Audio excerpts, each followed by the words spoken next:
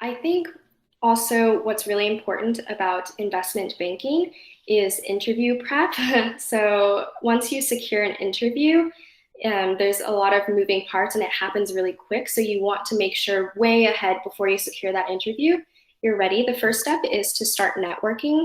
These banks are huge. There's thousands and thousands of applicants. So in order for your resume to even be picked up, you need to know someone within that firm, or at least have talked to someone in that firm so they can vouch for you.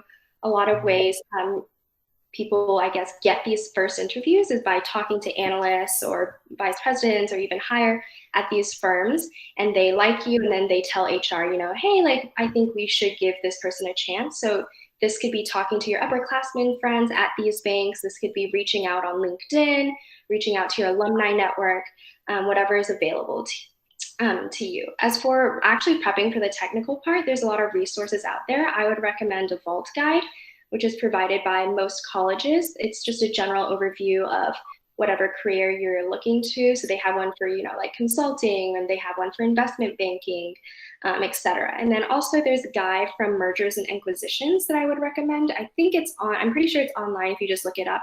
It's called like the Essential 400 Questions for Investment Banking. If you read that, you will be prepared technically for most of the questions they throw on you and throw at you. And of course, there's a lot of online courses.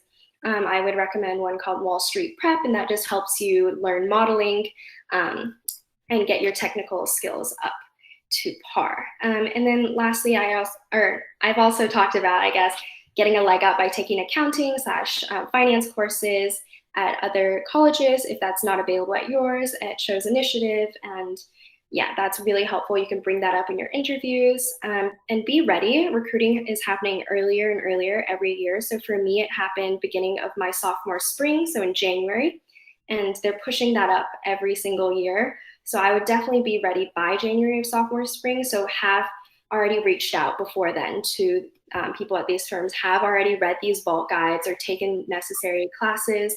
And then also just know that once the process kicks off, it's going to be a huge whirlwind as these banks start to compete with each other to get the best talent as quickly as possible. So what happens in a typical interview process is you might have a phone call with someone, might have a video interview, they might come on campus to do that interview process. But that's the first step. You meet with someone at the firm and they'll screen you.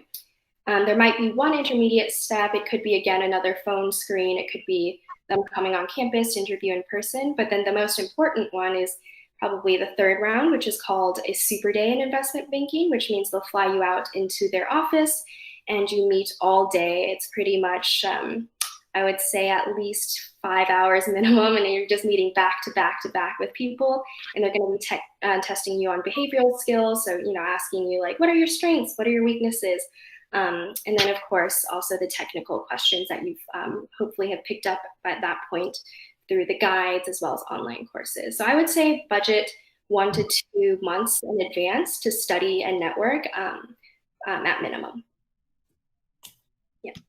You could go to the next slide. Yeah, so I'm definitely open to any questions now, and feel free to contact me at my email listed here. I'd love to connect with you and answer any remaining questions.